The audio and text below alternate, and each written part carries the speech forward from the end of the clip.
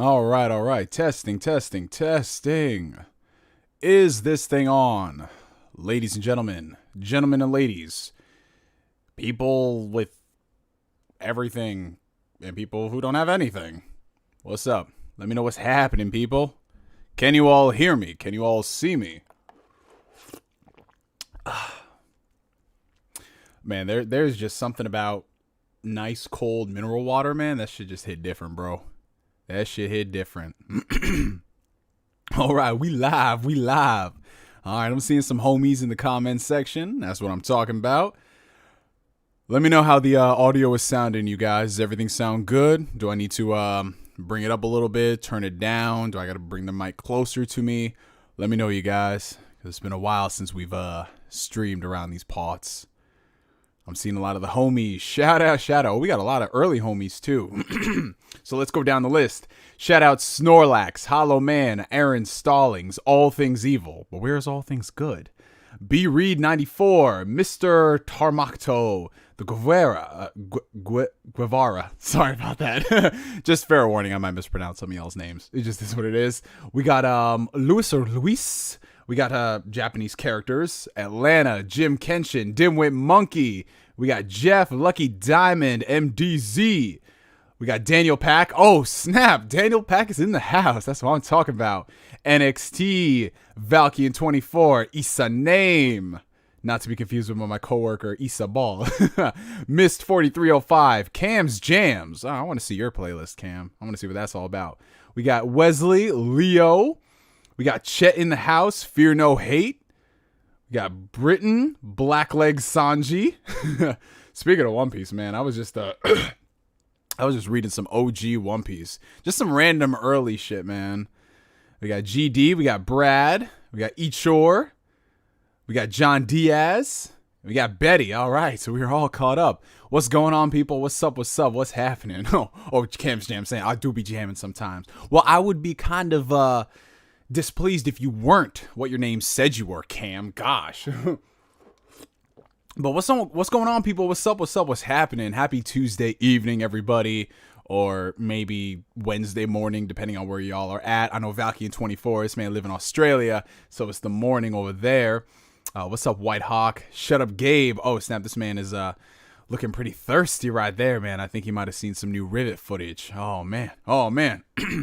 Just got out of the gym, got to get those gains. Oh, that is what I am talking about, Snorlax. Because we, around these pots, man, we play games, but we also got to play and throw around some weight, bro. That's the only way to do it, man. Oh, snap, Daniel Pack is just like, why are y'all not liking the stream right now? Oh, shit. It is what it is, man. Like I said, Daniel Pack, hey, listen, I'm just the talent. He's the muscle, man. He gonna come find you. Just wait till Zoidberg comes in the chat, and it's over. Straight up case of good cop, bad cop in this chat room. Sterling, Redux, what's going on, y'all? Toma, what's happening, brother? Oh, good to see everybody. Oh, we got Carnage. What's going on, Carnage? Good to see y'all. Yeah, we're just going to give it a few more minutes for some more people to come through the stream. But if you guys are enjoying the stream so far, make sure you hit that like button. It helps out the channel tremendously. And also share the video out on Twitter. You guys know the usual shtick. I'm very bad at pimping myself out. I don't know what it is, man. I don't know. I can't sit here and brag about myself, man, because I'd rather brag about you guys, the homies, than myself, man. Hey, Chris. What's going on, Chris? How you doing, brother? We got Andrew in the chat. Oh, let's see. We got OB, Alpha King to Real. What's going on, y'all? PS Tutorials. What's happening, man? Oh, I'm seeing a lot of the homies right here. That's what I'm talking about. So we'll go for another like 3 minutes or so, and then we'll start with the predictions, because I know y'all are here. You know why I'm here. You see, speaking of which, this is how chill I am as a freaking content creator. I don't even be tweeting out my own streams. Hold on one second, y'all. Let me just go ahead and fix that shit right quick. Hold on one second. I should have some nice music going in the background, but I don't.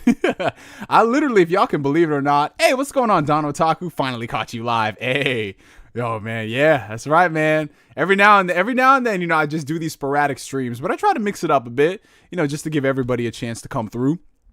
Let me go ahead and tweet this out right quick. Let me just go tweet this. One second. I forgot what I was gonna.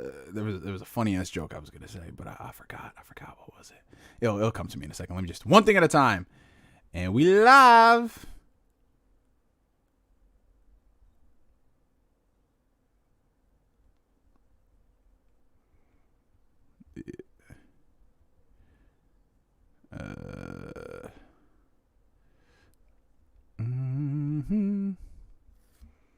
All right, there we go. Tweeted, and we good to go. Oh, snap. I'm seeing all the homies in here. What's going on, Flame? Mist, how y'all doing? We got Blue Speeder in the chat. Where's the rest of the rainbow, my friend? Let's see. Oh, I'm getting my PC soon. Oh, that's awesome, brother. That is awesome, man. I'm so happy to hear that. TJ wants smoking Mario Kart or Smash. Hey, man, listen. I know how TJ be getting down with them controllers, bro. I can't do this shit, man. You know, TJ's getting pretty old, man, but to me, he's still fresh out. And the last thing I want is my little to no gaming credibility just being thrown out the window by TJ. That's my nephew, by the way, for those who don't know. Oh, golly, man. Oh, we got Drips. What's up? Brother Black, how you doing? Jay Storms, good to see ya. Rockman Joel Avery. Oh, yes, that's good to see. We got a lot of the homies in here. We're going to have a good show tonight. We're going to have a good show, you guys. Oh, hey, we got another Chris in the chat. Oh, shit. We about to assemble a whole army. The magnificent Chris's. That's what I'm talking about. But all right, y'all. Hold on.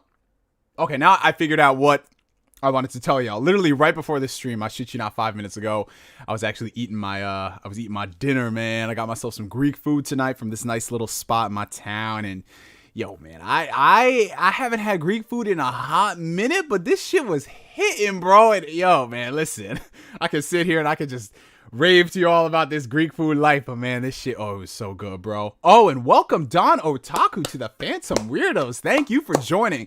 And also, I saw Hustle and Motive join earlier on before I went live, so thank you guys so much for the support. I appreciate it, man. I appreciate it. But yeah, we gonna dive into today's stream. This is not going to be an Ask Neo session for those who are wondering. This is actually going to be a more focused stream where we talk all about E3 2021, or at least my obligatory yet redundant predictions on what I think is going to happen at this year's E3. Now, before we dive into the discussion about predictions and anything, I want to have a little bit of a warm-up conversation just to get us feeling nice and right before we discuss E3, man. Because E3 is a celebration, bro. But before that, you want to know what I find really interesting and funny? Like, anybody who's been following the gaming industry, anyone who commentates on things that happen, you guys might recall a particular dialogue that has been going on for I want to say the better part of 2 years. Definitely last year, when a lot of people were questioning the relevance of E3. I'm sure you guys have seen many a hot take going around on Twitter, myself included, so I'm not going to sit here and act like I am holier than thou. I'm not that type of person, I'm very humble. But yeah, there was definitely a dialogue forming about E3. I want to say with the inclusion of the 2019 showcase, where a lot of people were questioning if we really needed E3, or at least E3 in the traditional way as we've seen it for the past 20 years. We've had a couple of major players in the game drop out of doing E3 shows. Of course, EA was one of the first major ones. Nintendo, even though they don't have an E3 conference there, they still show some games, but for the most part, if you want to check out their E3 conference, you watch Nintendo Directs online. And then most recently in 2019, PlayStation just ducked out of E3. They didn't do PlayStation Experience 2018. They didn't do E3 2019. And even so now in 2020, even though it's a digital event, PlayStation's still not there. I mean, they're still going to do their own show. We'll most likely get a state of play.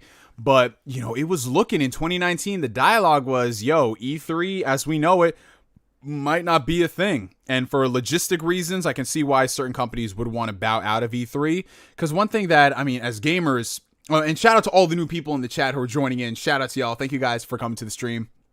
One thing that if you are a person who's exhibiting at E3, it's very expensive. California is a very expensive place, as y'all know. But just to exhibit at E3, the amount of money it would cost to have a booth there and the space on the floor. A lot of people are what if we actually just do our own E3 event, whether it's off-site or have it online, and maybe, we might not get the huge influence that we would get, the influx of people, but we could make it a more personal and relatable experience. And It's so funny because in the span of that time from 2019 to now, 2020, the world situation aside, we saw like this experimentation in a lot of companies. A lot of companies started doing their own directs, if you will. And there was the whole Summer Games Fest that Jeff Keighley organized, which was, instead of being a particular event, like 1 week dedicated to celebrating gaming, it was supposed to be a whole-on summer event where they would have a bunch of different events happening, and every single week there'd be more gaming news. So in theory, it sounded like a really good idea, and I'm not gonna lie, I was very excited about it, considering, E3, anything that can disrupt the status quo, I find very fascinating. But as I'm sure you guys can surmise what went down, oh boy, it was not a good look at all, man. Like last year, the Summer Games Fest, and listen.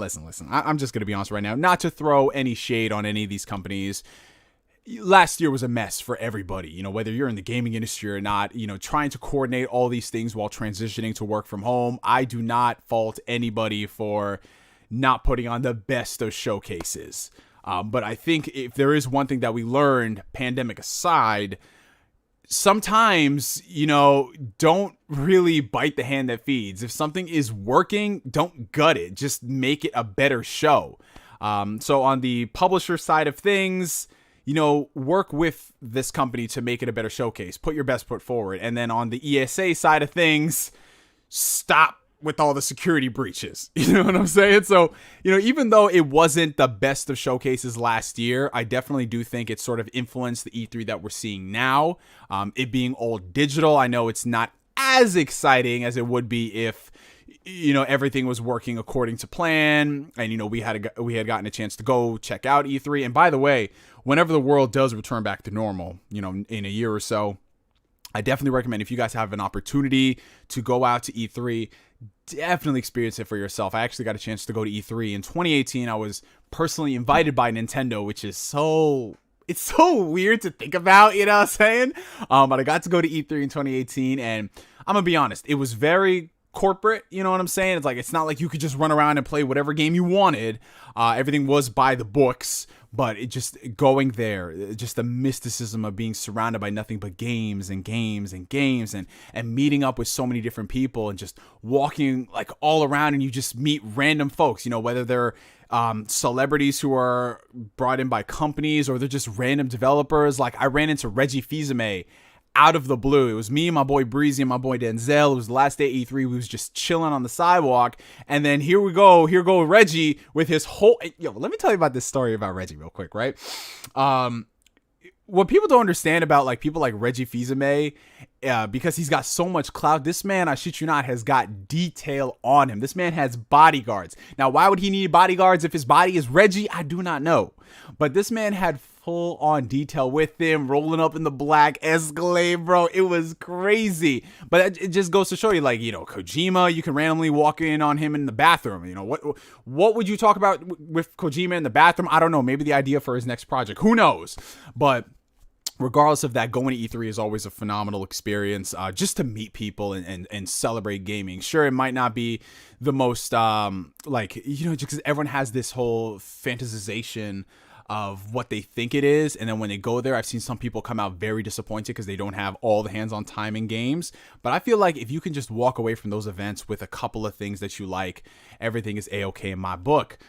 So yeah, well, last year didn't really play out too well in terms of creating alternatives for E3. Here we are in 2021, and we've got E3 again. Even though it is digital, a lot of companies are participating in it. Capcom, Square Enix, Bandai Namco, of course, Xbox and Bethesda. There's just so many companies showing off stuff, and I've got a couple of predictions. Now, let me preface this as such, you guys, and shout out again to all the people coming in.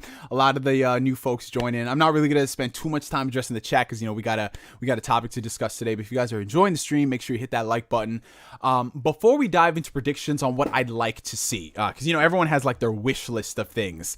I'm gonna be honest, and I know I'm killing the whole stream right now by saying this. I'm not gonna come on here and make the most outlandish predictions about what games I want to see from what studios and what I think they are going to show off, because of the situation the world's been in the last year. It's really, I'm just gonna be honest, it's fucked things up for everybody, not just people working at the studios, but people who are working in tandem with the studios for things like production and marketing. We're gonna be feeling the effects of this for the next couple of years, and it's just you can't fault it. So I'm going into this with the guise of, if I walk out of E3 and I get a couple of announcements that I really like, and even if I don't get a concrete release date for this year, I'm going to be okay, because just knowing how this whole situation has affected me in my personal life, I can only imagine how it's affecting people from a production level, and just getting all, like, it's hard enough to make a game as is, but when you compound everything that's been going on in the past year, I don't fault people. So if like, let's say, for example, I'm not saying this to really temper expectations, but let's say like Nintendo or Microsoft doesn't put on the best showcase, like we don't get everything that we wanted. I mean, it is what it is, man. If this was a normal situation, that's a different conversation to be had. But just given the situation now, I mean, I'm not going to be too hard on them. But talking about things that I would like to see at this E3. Now, we gotten all that stuff out of the way, right? What company should we start with first, you guys? Who should we start with first?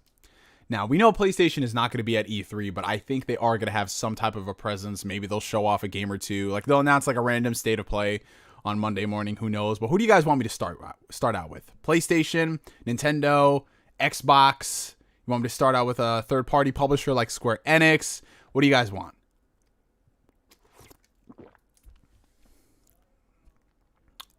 Okay, I'm seeing a lot of Microsoft so far. The big man Xbox.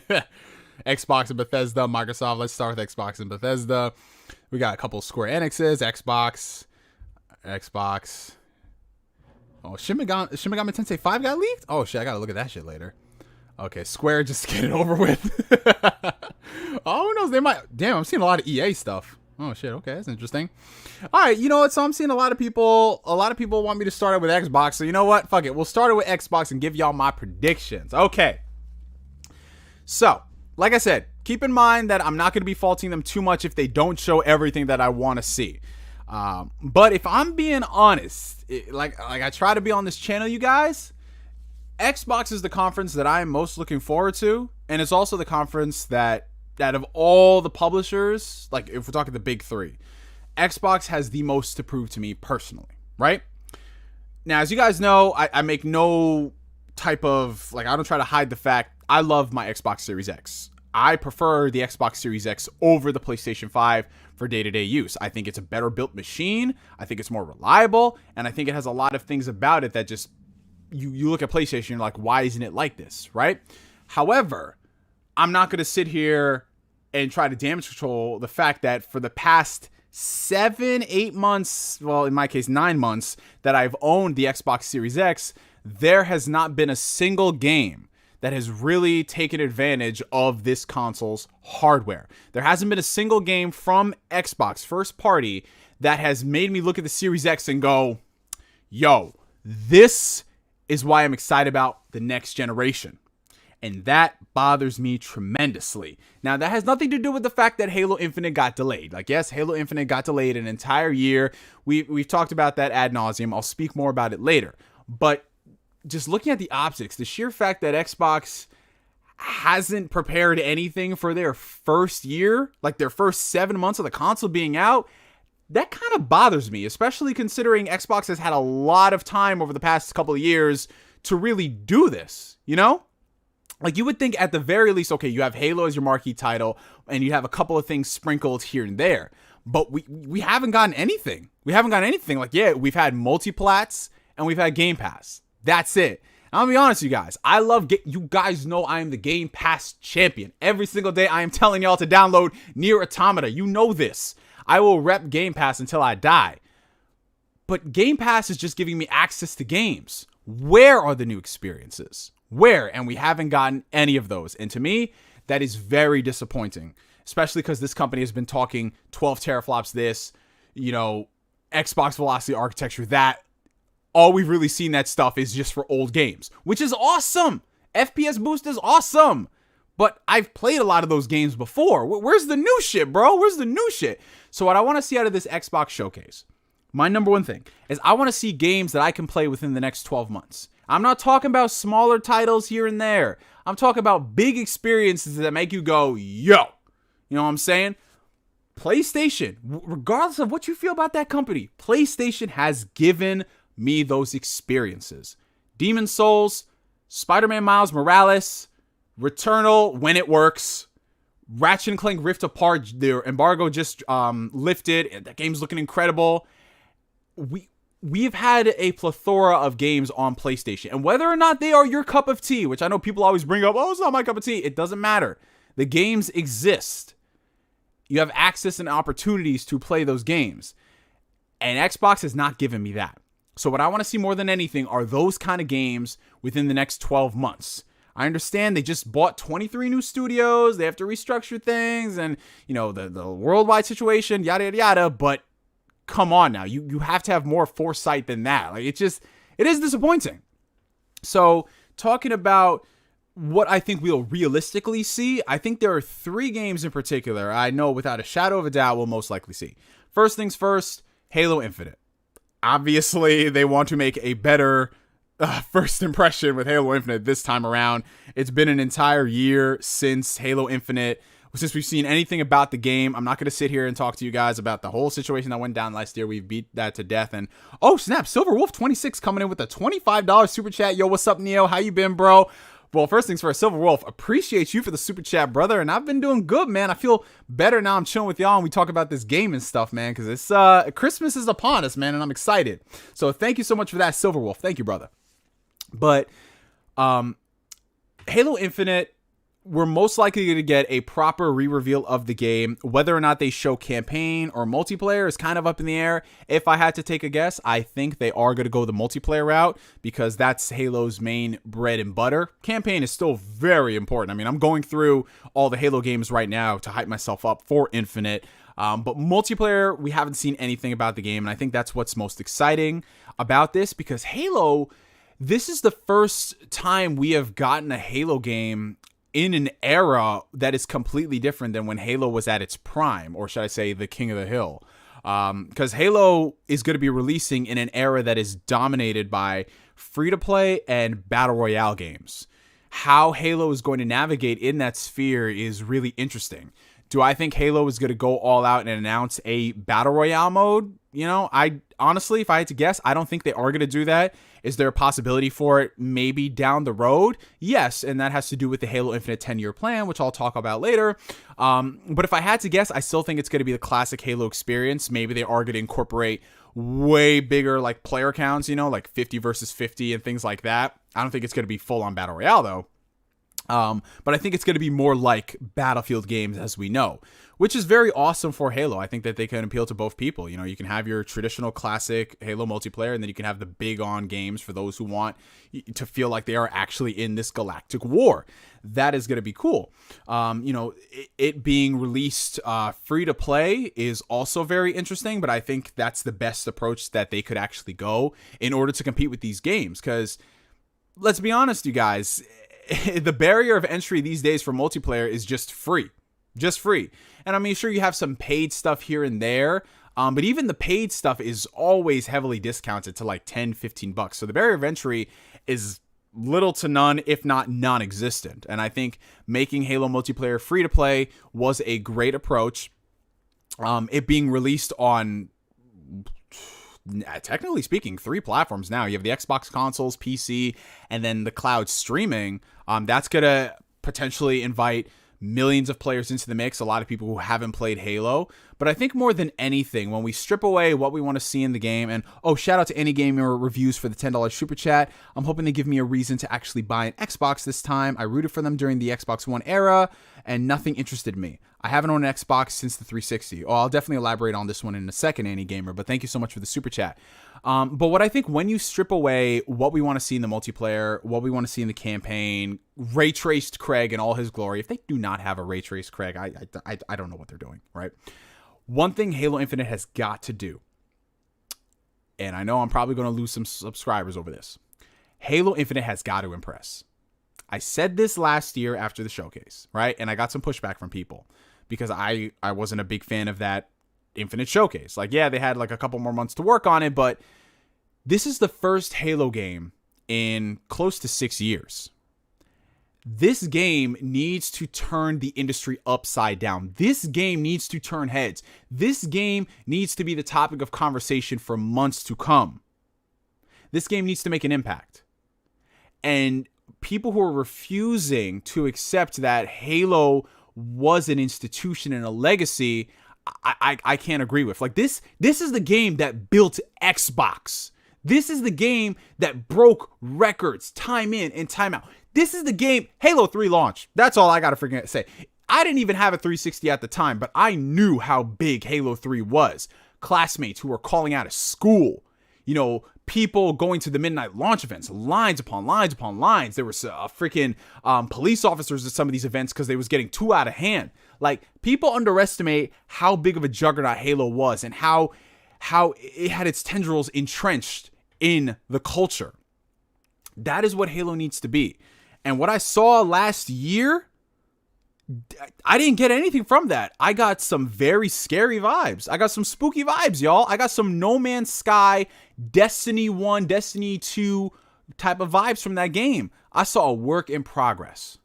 A work in progress for a game that's been worked on for almost 6 years. No, I can't. I can't with this shit, you guys. Halo Infinite has to come out, and it has to wow me. And this is somebody who is not even a big fan of Halo like that. Like, I enjoy the games, but I know these games have not been to the same pedigree as they were before. Halo has been on a downward, it's been on a downward trend, man, ever since 343 got it. Halo 4 had some good aspects, but overall not that great. Halo 5, cool multiplayer, but the story. And then the Master Chief Collection was broken for a few years. And yes, 343 has made some amazing strides with the MCC. They're constantly updating it. Awesome. But what I saw in Halo Infinite, it just gave me the vibes of, well, we'll release it and it'll be fixed over time. I can't with this shit, you guys. I'm not going to go out there and buy Halo Infinite for $60 and expect it to be better with the year one update. No, I can't do this. I can't freaking do this, y'all. But Game Pass is going to be in Game Pass. No, it doesn't matter if a game is in Game Pass. That's, in fact, devaluing the service if we can launch work-in-progress games that are full retail price and then fix it later. Because there's going to be millions of people who buy the game who don't subscribe to Game Pass. It just is what it is. So that's what I want to see. Whether, like, we can sit here and argue till we're blue in the face on whether or not like certain story elements or, what type of modes we want to see in there. But I think the core root, when we get down to brass tacks, you guys, Halo Infinite has to impress. It has to. Halo is an institution, you guys. Like imagine if we came out, like if anybody else came out, like imagine the next God of War came out and it did not impress. Are there going to be people defending that shit? Yeah, obviously, because they're fanboys. But coming off of God of War 2018, and that game just took the industry by storm. Breath of the Wild took the industry by storm. Like, it's common sense. It's common sense, and we need Halo to be back on that level. And that's what I want, you guys. That's what I want. I think nowadays people have just gotten too content with, we'll release this, we'll patch it, we'll fix it later, and game development is so hard, blah, blah, blah. Yeah, game development is hard, but you know what? How come Halo 3 launched in such a great state? That was a game in 2007. How come all these other games way back when launched in a great state? Oh, but it's different. No, you guys. Yeah, it's different now, but you know what? We're paying more money for our games now. Anyways, yeah. Halo Infinite, I'm looking forward to it, but they cannot screw up this re-reveal. They cannot do this. And I think Xbox fans in recent months have been very good. Like, they're appreciating the updates from 343, but they're cornering 343. Like, hey, listen, you got to get this shit right. You have to. Now, moving into the next game, I'm going to do a complete 180. I want to talk about something that's exciting for me. Psychonauts 2. Psychonauts 2. That's right, ladies and gentlemen. Now, Double Fine, they have a pretty damn good track record, Double Fine, there's really no developer out there like them. In my personal opinion, they have never really made a terrible game. And Psychonauts 2, that's been a game I've been dreaming of for years. And when they finally announced it, I was excited, but just knowing it was a crowdfunded game, I knew I was going to be playing that shit no time soon. And, now it's taken a long time to get us to this point. But Psychonauts 2 is coming out. I'm very much looking forward to it. I keep watching all the little updates they put out in the game. It just looks fantastic, man. I actually replayed the first Psychonauts not too long ago, and I was surprised with how well that game still holds up. Now, granted, the gameplay itself is a little dated. I mean, it was a game that came out, like, correct if I'm wrong, it was 2005. But the first Psychonauts, in terms of its story, its characters, its humor, the writing, all that stuff is great. And everything I'm seeing out of the sequel looks fantastic. So it's on track to release this year. I mean, Phil Spencer, you guys know him. Phil, what is it? What King says? Phil, Dominus, Maximus, Aurelius, like whatever King David says about Phil Spencer. Phil just posted a screenshot of him playing it on his Xbox, and you know what that means. They're ramping up the marketing, so it's coming, right? Whether or not it releases in the summer or the fall, I can't say. But if I had to take a guess, and this is just a complete shot in the dark, how baller would it be if they show off a new trailer for Psychonauts 2, and it looks amazing and everything, yada, yada, yada, and then they say, available now on Xbox Game Pass. Like, right then and there after the show, they drop Psychonauts 2. And then, yeah, because I know Psychonauts 2 is still going to release on PlayStation because it was a crowdfunded game before Xbox acquired Double Fine. But could you imagine if it was like, yo, Psychonauts 2 is coming out right now, you guys? Like, that would be really fucking hype. But either way, even if it does come out, like, let's say July or August, or it does end up being a fall game, I'm excited for it. You know, I'm a big proponent of proper platformers in the realm. And honestly, outside of Nintendo, no one has really been making them, but we are seeing more companies invest in platformers. I mean, PlayStation just put out Sackboy's Big Adventure. Of course, Astrobot was a big hit, so they made a whole studio dedicated to furthering the glory that is Astrobot.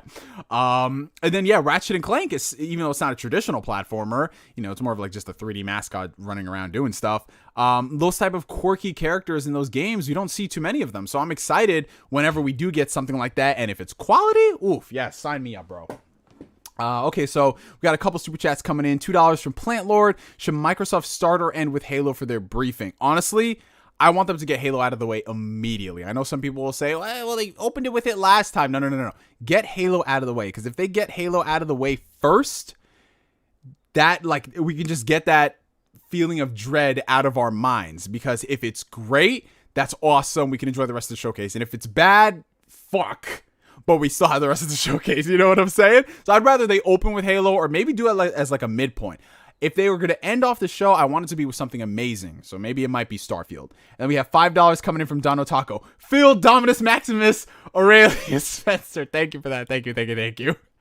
Oh, King David is wild. That man's too powerful. But yeah. So moving into another announcement that I think is more or less confirmed at this point. Forza Horizon 5. Now, obviously we know Playground is working on Fable. We know they've been working on Fable. They've been toying around with it for like, the better part of 3 years. I actually went back and I rewatched the studio acquisition announcement from E3 2018. And Phil was talking about how, yeah, we acquired Playground Games. They're great work on Forza Horizon. And now they're bringing these talents to a completely different open world experience. But I still think they probably got another team toying away working on Forza Horizon, man. Or maybe they have another studio working with them in tandem. I think similar to what they did with, was it Forza Horizon 2 or 1? One of the first ones. I know they had Sumo Digital come in and help them with development. Or they might have just ported it to Xbox 360. But I think Forza Horizon 5 is a surefire bet. It has been almost 3 years since we have seen that franchise. They've been updating it ever since, and they just recently released the Series X update. But I think it's time for us to get a new Forza Horizon. The rumors are circulating that it's going to be set in Mexico, which is really dope, because I just love all the different settings they take with the games. And I think, I don't know, this might just be a conspiracy theorist, but I think when they're making these games like Forza Horizon with the different locales, like, yes, it is because they want to do different locales, but I wouldn't be surprised if they're doing it in places where they either have a lot of good influence, like in this case, you know, Xbox is big in Latin America, or they want to set it in settings where Xbox is not that big as to attract other people. So obviously Xbox has lost a lot of appeal in Europe, and the UK, but then you have Forza Horizon come out and it's set in the UK, and it's just like, holy shit, this is amazing, bro. So I can see it being set in Mexico. Like, Xbox fans in Latin America are freaking dope as hell. Like, there's a bunch of you guys watching right now, which is awesome. Every now and then I get a message from somebody from like Portugal who's a big fan of Xbox, or Brazil. So it's really cool. But yeah, Forza Horizon 5, I think is going to be a surefire bet. If anything, that's going to be their holiday title for this year, which is kind of dope because, I mean, Forza Horizon 4 was amazing, and I still play that game to this day. It's a lot of fun. And I just can't wait to see what else they have in the tank for that one. I don't know. It's like weird to say, like, because I'm not, like, I enjoy the games, but I'm not like one of the really big enthusiasts like so many of you guys are, who are just like, okay, no, this is exactly what they have to do for the next Forza game. But I think they are going to launch it this year. I think Motorsport, the traditional simulator, that one is a little bit far off because they want to take their time with it, given the reception to Forza Motorsport 7. So I don't think that game is launching realistically. If optimistically, end of 2022, realistically 2023, but who knows? I would love to be proven wrong. And then Don Otaku comes in with the $2 super chat. They have 2 teams now, one for Forza and one for Fable. Okay, there we go. So that makes sense. That definitely makes sense then. Okay, now moving into a couple of other things. Like, and this is where it starts to get really dicey with Xbox, because we have two, I don't even want to say these are major issues, but two situations where I can see them talking about these games, and at the same time I don't, because it's going to be an Xbox Bethesda hybrid showcase. That's 23 studios and how many different teams? Like what, like 30 plus? That's a lot of studios for like what, a 90-minute showcase. So realistically, I don't think we're going to see all of those studios games there. Like last year, for example, we got a lot of game announcements. You know, we had Fable, we had Everwild, we had a whole bunch of different games announced from the Xbox studio teams, State of Decay 3. I don't know if we're going to see gameplay for all of those games there, because if I'm being real, I think Xbox wants to, like with the Bethesda acquisition, I feel like Xbox is going to, what's the exact term I'm looking for? They want to leverage the Bethesda IPs for like the next year or two, rather than their Xbox studio titles, because with the Xbox studio games, I think we can all say that those are pretty far out. I'm not going to go so far as to say that they are going to be like 4 years out. Like there was a report that came out that said, no, Fable is like a 2024 game. I was like, okay, let's not. Please don't. But I think in terms of catalog and output, Bethesda's games are probably farther along as opposed to Xbox's. So I can see them focusing a little more on the Bethesda games, especially if they can be released within the next 18 months or so. And just in general, with the games that they showed off last year, a lot of them had CGI trailers, which if it was 1 year where they showed a CGI trailer and then the next year they showed off gameplay similar to what they've done with other showcases, okay, cool. But with the whole work from home situation and how everything is just, you know, all up in the air, I don't know how much progress has been realistically made on those games. So I could see them focusing on surefire bets where they actually have gameplay to show. And that's one thing that a lot of people, I mean, they gave Xbox flack for it last year. They showed a lot of games, but they did not show any gameplay, which is like, I'll get excited about a Fable announcement, but I would be 10 times more excited if you showed me Fable gameplay. So I think they want to focus more on gameplay. And if they are going to do a CGI trailer, it'll most likely be something that is just literally done to garner hype. You know what I'm saying? Like let's say, for example, In Exile, you know how Microsoft acquired In Exile and then they acquired Bethesda. If they're just like, hey, Bethesda games can be shared with Xbox, the DNA can be merged. In Exile is working on a Fallout game. Here's the tentative thing or whatever it is. And I think that announcement is okay, considering that's a dream announcement that, you know, is going to be a little far out, but it's okay considering it's something that people have wanted for such a long time, where they didn't think it would actually ever happen. Like, it's not possible. But if I had to take a bet, I'd say they'll probably show more of Bethesda's catalog. Starfield is the first game that comes to mind. I mean, we all know they are going to show that game off. I mean, it's about time. When did they show off Starfield? They showed it off.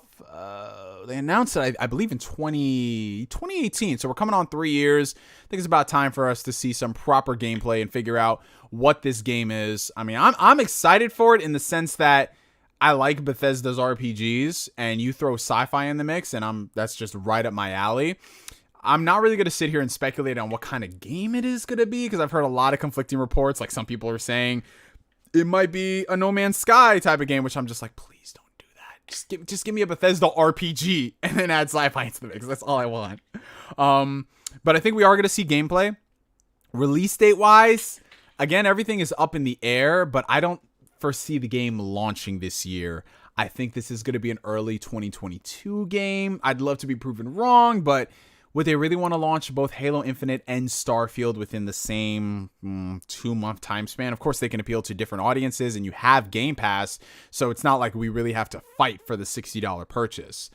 But if I'm just being real, they'll probably have Halo Infinite, focus on that for the fall season, and then have Starfield be their spring game, you know, depending on if that doesn't get delayed even further. But I think it's been far enough along in development that we can actually see tangible gameplay and have a good idea of when it's coming out. So do not be surprised if we end up seeing Starfield and all it says is like 2022 or something. If we don't see a release date at all for the game, that's where I'm a little worried. But again, given the situation right now, I'm not going to be too harsh on the developers.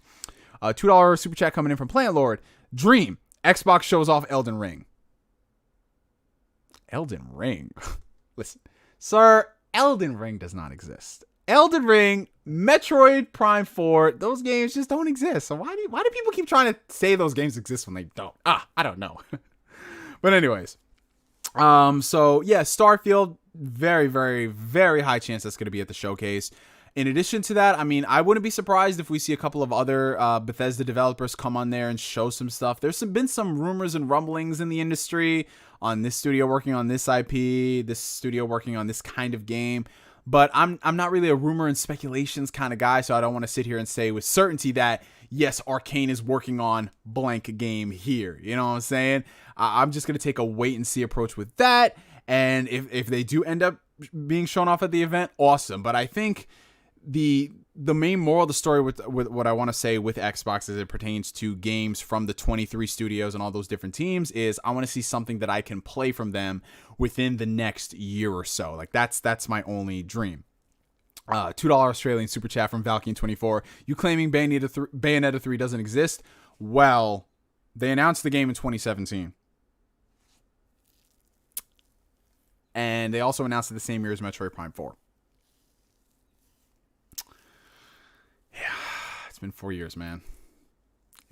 Bro, we've had 2 Xbox console launches in the time span between Metroid Prime 4 and Bayonetta 3 being announced, and they still haven't shown off gameplay. We've had the Xbox One X launch, and then the Series X launch, and there's no gameplay for it. I can't believe it, bro. Why are you doing this to me?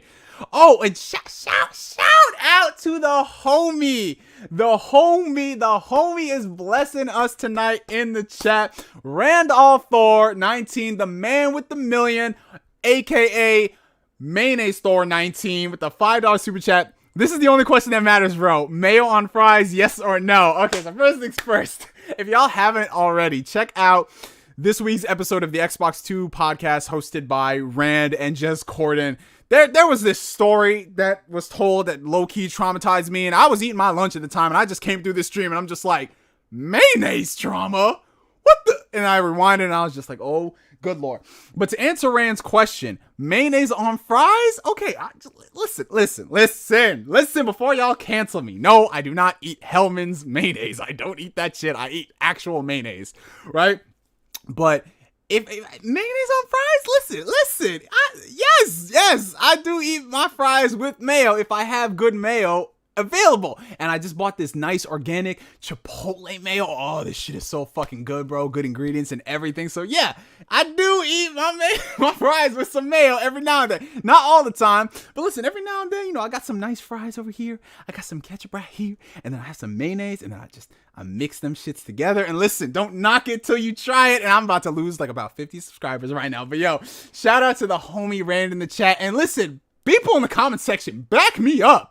I know I'm not the only person here. I could probably do sriracha mayonnaise. That's what I'm talking about, B. Reed. That's what I'm talking to them. Talk to these niggas. It's over, Neo. You're done. You're out of here. Okay. Okay. Oh, you better find yourself a new mod. Okay. Listen, so this is the hill. This is the hill that we're dying on, guys. This is the hill we're dying on. No, I don't eat Hellman's mayonnaise. I do not eat Hellman's mayonnaise before y'all cancel me. Stop it. Cancel. Disgusting. All right, fine. I'm going down with the ship. Salute. Oh. But anyways, thank you, Simply Banter. Simply Banter is my friend. See, yo, we got the homies in here. Ranch with chicken tenders. That's what I'm talking about, King Holmes. Ain't nobody backing my guy up. Oh, they backing me up, PS Tutorials. They backing me up. They backing me up, man. Backing me up. That's what I like to see, man. We ride together, we die together. Bad boys for life. Anyways, all it took was a $5 super chat from the man with a million to derail this whole podcast. But anyways, fuck. What were we talking about before mayonnaise trauma? What were we talking about? We were talking about Starfield. We were talking about I don't want to make predictions on certain games. I had a whole point I wanted to segue. I don't even... Fuck, I gotta scroll back. $2 super chat from Gustavo Bravo. Neo being gross as fuck. Oh, Gustavo Bravo, don't do me like that, bro. Why you do me like that? Why you do me like that, bro? Oh, no. Alright, anyways. I am gonna $5 super chat for Don the Taco. How do I take back my Phantom Weirdo sub? Oh, you see, listen. Some of y'all been rocking with me for 10 years, and now this is the hill to die on? This is the hill to die on? This is the hill to die on? Alright, fine. Let me find out some of y'all eat ass. That's all I gotta say. Anyways, alright. So getting back on point. So talking about the 23 studios and everything, right? I'm going to be very interested to see how Microsoft handles this event, because it's easy enough when you have like your 8 studios that you have, but then you go ahead and you buy a whole publisher who already has the games in the pipeline. Like, that's going to be very, very tricky to manage, but I think Xbox is just going to let Bethesda run business as usual, because if it ain't broke, don't fix it. But one thing that I have caused chaos in the chat, and I am here for. You see, this man is just sitting up. Yo, let me paint the picture. This man ran, right? Let me paint the fucking picture for a second. Somebody get me a Sharpie. This man Rand is sitting here in his fancy custom new chair that he bought that has Xbox and his name etched in it. He's got his fucking coffee over here on the side, coffee at 8 p.m. at night, because this man's a savage. He's sitting here and he's just like, good. This man woke up today and chose violence. How could I bomb Neo's stream and make him lose all these subs in a matter of 5 seconds? Oh, I've got it. Mayonnaise trauma twice in 1 week. All right, man. Listen, I was having a good day, Rand, and this happens. But shout out to the homie, Randall Thor 19. If you guys are not subscribed to him by now, do yourself a favor and subscribe to him, one of my favorite content creators out in the game, and give this man a follow on Twitter, because if you think I wake up and choose violence, you gotta go see what this man did when we found out God of War was cross-gen. This man ran out of pocket. Anyways. Okay, you see, this was a coherent podcast up until 5 minutes ago. Leave me alone. Some of y'all do even in surprise. Anyways, so I know where we're gonna go with this. I don't know where we were going with this, but now we're going to a different place entirely. All right. So speculation wise, as far as games I want to see from the studios, I really don't know. I would love to see the DNA mesh. I would love to see NGSTheStreamer work on a Fallout game. I would love to see some of the franchises be, like shared around. There were a lot of people throwing around the idea of like Halo being made by fucking id. I don't know how that would really go about, but I would love seeing like another, just like something random happening, like Xbox sharing their IPs with third parties. You know what I'm saying? Like, someone came to me and they were just like, yo, what would happen if they made like a Halo Muso game? And I was like, why would you want a Halo Muso game? He's like, no. Just think about the possibilities of other studios working with the Xbox IPs. And I got to thinking, and I was like, you know what? That is true, because that way all they're doing is licensing out the IP, and their studios can still work on their games. And then they bring in other studios, other collaborations like they did with Creative Assembly. And then they make other games, man. So I would love to see that shit go down. But one thing, and this is where we are going with this. Do not derail the chat again, Rand. I swear to God. One thing we know for certainty is going to make a big bombshell at the event. And we know this because Xbox already talked about it. Game Pass. That's right, ladies and gentlemen. Game Pass is the platform for Xbox nowadays. As we've seen from the launch of the Series X up until now, Game Pass is making a lot of great strides, a lot of new subscribers, and we are starting to see what Microsoft, yes, Microsoft, not Xbox alone, Microsoft really wants out of this service. They are trying to add even more value and incentive to Xbox Game Pass. We saw that earlier this year with the day-and-date launch of both MLB The Show and Outriders, 2 games that are $60, and they're just launched onto the service day one. We saw what it did for the player base. A lot of people are reporting good things about Game Pass, so it's not all doom and gloom like a lot of people will lead you to believe. But Game Pass is doing really well. I am subscribed to the service. I love the service. And just the idea of more games coming day and date excites me. I mean, I'm still going to buy my games. So I'm not holding out on, oh, this game might come to Game Pass. But if they do announce like more day and date games, I'm talking like major games, that will definitely have me just, like as Bellon said, just put a couple of eye emojis right there. Battlefield 6. The odds of it going to Game Pass. Now, at first, I didn't think it would happen. You know what I'm saying? Because, it's EA. Would they really want to sacrifice a game that's probably going to sell a couple million on Xbox alone? Would they really want to sacrifice that for an arbitrary, whatever number Microsoft would cut on that check? Would they want to do that? And then I got to thinking, you guys. Every now and then I do think. Every now and then I do think, you guys. Yes, I think there is a possibility that EA would launch Battlefield 6 into Game Pass. Because you got to look at it like this, right? It's been a while since we've had a Battlefield game. It's been almost 3 years, okay? And the last couple Battlefield games really haven't set the world on fire. Let's be real. The last time people got excited about Battlefield was Battlefield 4, and that was 2013. So we're going on almost 10 years ago, right? So what is a way to get people back to Battlefield? What is a service that you already have 20 plus million members subscribed to where they can try out your game? And while some people might not continue playing it, you might have a lot of people out there who keep playing it and they get invested into that service and they buy into that ecosystem. Xbox Game Pass. I could see them releasing their little free-to-play Battlefield multiplayer mode for all the other people out there and then have this game put into Game Pass and just have it grow from there. You got to look at it like this, right? Because yes, EA could still do things business as usual, where they release the game, they sell it for $60, and they make their money off of that. But where is EA's bread and butter these days? Their bread and butter is in reoccurring revenue. And shout out to the Video Games HD with the $5 super chat. Shout out to the one. That's right. Shout out to the one. Their bread and butter is not just releasing the game. Honestly, like games nowadays for these companies like EA, they've become more platforms. And if they really wanted to, they won't, obviously, they could sell some of these games for free because the way that they've been monetizing these games, for better or for worse, I'm not defending it, that is what's making a lot of money. Looking at how much money they rake in on FIFA every single year, my God, it is insane. So looking at how much money Call of Duty rakes in every year, look at how much money Fortnite rakes in every year, look at how much money Apex, a new player on the scene, a game that hasn't been out nearly as long as some of these other games, and how much money that rakes in and how entrenched it is into the culture. I could see EA doing that. So yeah, they're not going to get all the sales at launch, but with that blank check from Microsoft, and obviously EA is not hurting for money, and then that reoccurring revenue that could come from people being subscribed into Game Pass, that's something a lot of people do not realize about. And I'm sure there's going to be some people who are going to disagree, but being subscribed to Game Pass has got me to buy a lot more stuff because of Game Pass. What?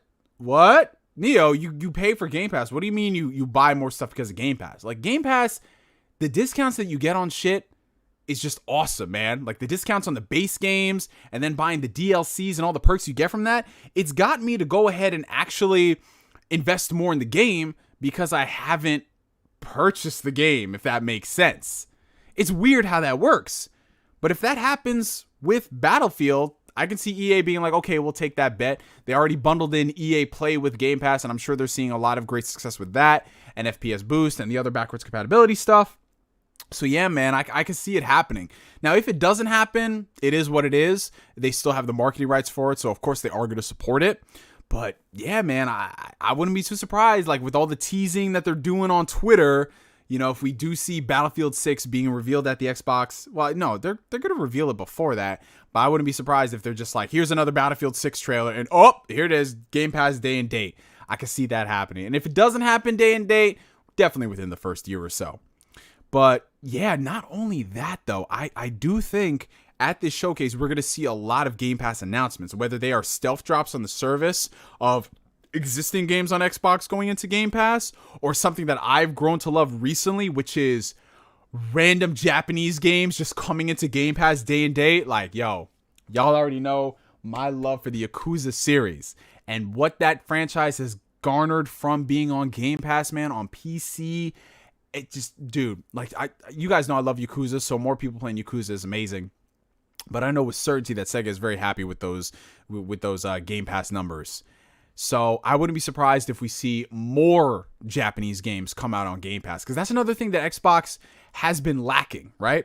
Xbox has not been great on the Japanese front. They used to be pretty hot shit in the early 360 days. They got Bandai Namco to make an exclusive Tales of game, which was one of the best Tales of games, that being Tales of Vesperia. So they got them to release a game on Xbox, and then they just went away for a bit, and now they got a couple more games coming out in the service. I wouldn't be surprised if we see a lot of ports just randomly come onto Game Pass day and date. I wouldn't be surprised if a lot of Japanese games just start showing up on Xbox. And even though Xbox is not going to be the home for Japanese games for everyone, because Xbox does not have this worldwide outreach, certainly not to the degrees of PlayStation and Nintendo, I think it still can be a great place for some of these Japanese games. Just the fact that Dragon Quest is now on Xbox is awesome. Like Jez Corden, for example, he's been playing that game religiously for he hasn't been playing it that long, has he, Rand? He's only been playing it for a few days, and he's already clocked in probably 600 hours. It's crazy. But just what Game Pass can do in terms of getting people into these new games, like Nier Automata being in Game Pass, Yakuza, like I said, the Kingdom Hearts games being on Game Pass. I would love other Japanese games coming onto Game Pass, and Octopath Traveler having a stealth drop onto Game Pass out of the blue. We didn't even know that game was coming to Game Pass, let alone another console outside of the Switch, until it randomly did. We found out, I think, on a Tuesday morning. It's Octopath Traveler is coming out next, in the next 3 weeks. That is awesome. But if I want to talk about mic drop moments, and y'all might say, Neo, this is not a mic drop moment, but listen, to me it is. If I want to talk about some mic drop moments of Japanese games coming into Game Pass,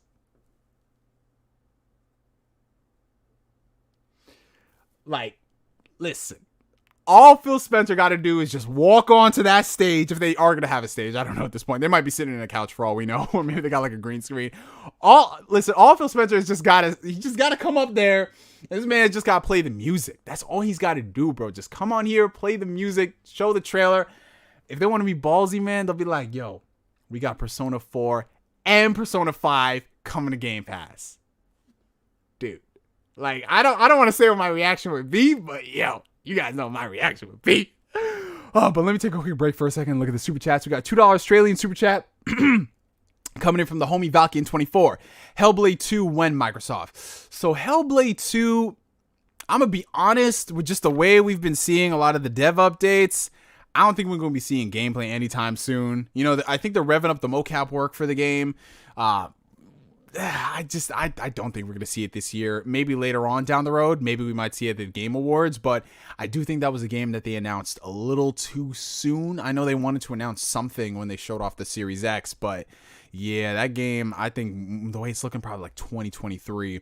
$2.99 coming in from C. Pierre. All Persona games come to Game Pass. Dude, that would be ballsy. I don't know. Because, Atlas is very shaky when it comes to their ports. Atlas is the type of company where it's you'll have 1 million people handing them $60 to port their games. And until they actually hold the money in their hands, they don't know if people actually want to play their games. Atlas is a weird company, dude. But yes, if they were to announce 3, 4, and 5 to Game Pass, that'd be amazing. But realistically, I'll just take Persona 5 if they can put that there. $5 super chat from Any Gamer Reviews. Speaking of Yakuza, I recently bought Zero, Kiwami 1, and Kiwami 2 on PSN during a sale. Just waiting to get to it in my backlog. Oh, brother, man. You got some greatness awaiting you, man. Yakuza 0 is one of my all-time favorite games. I'm actually getting ready to do another playthrough of it. Once I finish Like a Dragon, I'm on the final chapter of Like a Dragon, you guys, and I'm not ready for that story to end, man. These characters are so fucking good. But yes, you got some greatness awaiting you, bro. But yeah, whew. Oh man, we've been talking so much, man. But yes, I would love to see more Japanese games drop into Game Pass. But just in general, I think we are going to see a big focus on Game Pass because, you know, that is their platform. That is something that they do want to push. And that's what gets a lot of people exciting. And I'm not going to sit here and say that a Game Pass day and date acquisition is going to like help the dry spell that Xbox has been in for the past 7 months. But it is definitely a lot more exciting than the alternative, which is, well, nothing. You know what I'm saying? So at the very least, if we can get a lot of these like high profile games coming to Game Pass, like, dude, if they could somehow work some deal out with, I think Warner Brothers is publishing it, Back for Blood. If they could launch that into Game Pass day and date, bro, that would be fucking incredible. But yeah, I think that's a major thing we're going to see at the showcase. And I'm actually really excited for that because, you know, I stand Game Pass, man. Game Pass is awesome. Despite what people say, you can support buying $70 games and then also love Game Pass. You know, the two are not mutually exclusive. But yeah, that's essentially all I really wanted to say as far as the Xbox showcase is concerned. I mean, we might see a couple of updates here and there because, you know, Xbox is really good when it comes to listening to the community and getting like, you know, fan requested features. Like, all you have to do is just go at Jason Ronald on Twitter and the dude is just like, yeah, we're working on this feature, or we'd love to hear what you guys want to hear about that. They're very transparent with those things. As we saw with FPS Boost, there's a possibility we get more games dropped onto the service. That is awesome. I'm hoping for the Batman Arkham games. But if I had to say like a wish list thing I want to see, not now, but within like the lifespan of the Series X, you know, with the new AMD Fidelity FX thing they got going on, right? I would love to see some type of retroactive resolution boost added to a lot of these games, man. Because while I love FPS boost for the Xbox One games, they're still locked at 900p, which, you know, for some people who still have a 1080p screen, that's cool. But I got a 65-inch 4K TV. Playing anything that's not 1080p at the very least is pretty fucking rough, which is why I haven't played my Switch in a while. So if they could like retroactively increase the resolution of some of these games like they did with like Red Dead Redemption 1. Oh my god, Red Dead Redemption 1. If you guys have not played that on the Series X or even the 1X, that game is beautiful, but not every single Xbox game gets that benefit, you know? So I would love if they can make it like a system-wide feature, because if that's the case, man, you could buy an FPS boost and then this resolution thing. Dude, Xbox is going to be the place to play everything, man. That's just awesome. $5 super chat coming in from Anime Gaming Nerd. How much of a backlash would happen if Atlas announces Persona 5 for Xbox but not for Switch, despite how much Persona material there is on Switch?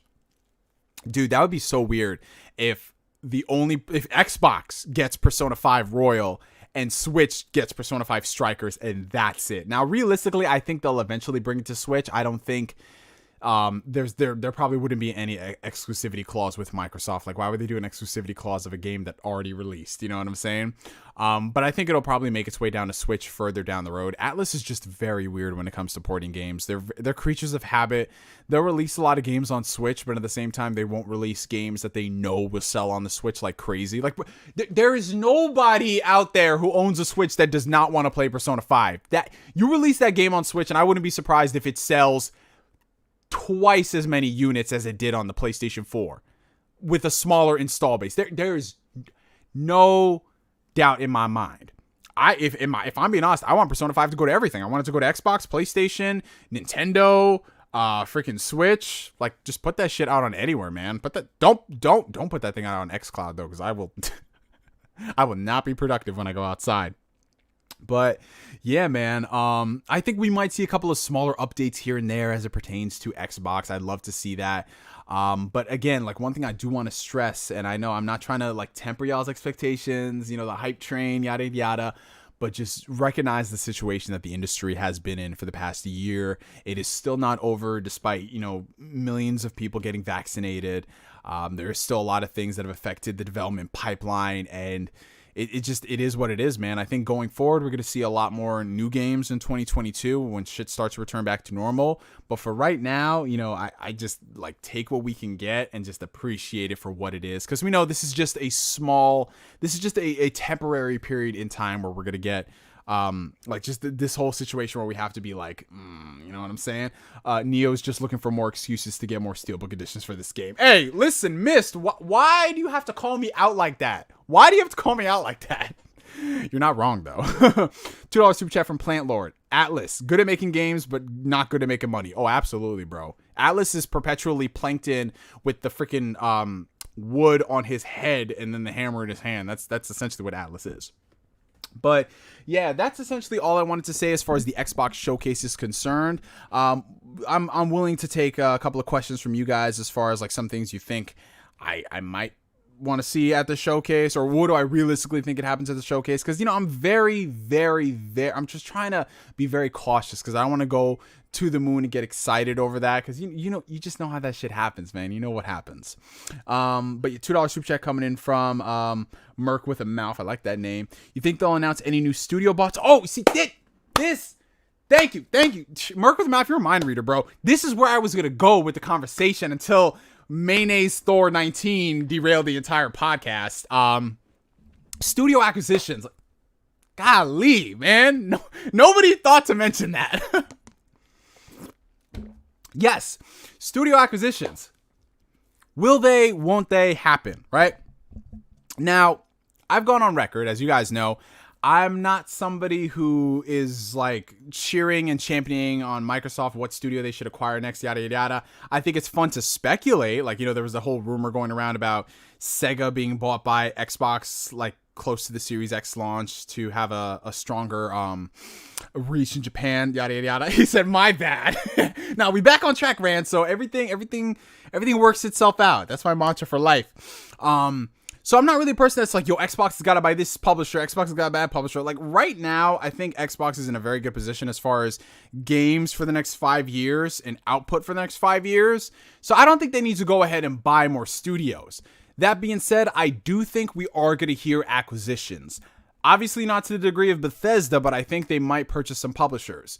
Now, on the high end, I think they'll probably purchase a AA type of publisher, one of the publishers that's operating in Europe, a publisher that's like maybe not making a lot of AAA bangers, but they have a pretty consistent output, and maybe it's a publisher that Microsoft sees a particular niche that they want to invest in, and they want to bring that game, maybe that style of game, to more of a console audience, or maybe it's a publisher that has a lot of talent and they want to see where this publisher will go. Like, for example, like the best example I can give is probably, and this is not a publisher, this is a developer, Compulsion Games. And I know, Rand, you'll probably agree with me on this one. When Microsoft bought Compulsion Games, I was like, why? Why would they buy Compulsion Games? Because at the time, it's like, yeah, We Happy Few, but let's be honest, We Happy Few was not the greatest game in the world. It had a lot of interesting ideas, don't get me wrong, but execution was a little spotty. But I think the reason why they bought Compulsion Games is because they saw something with that studio.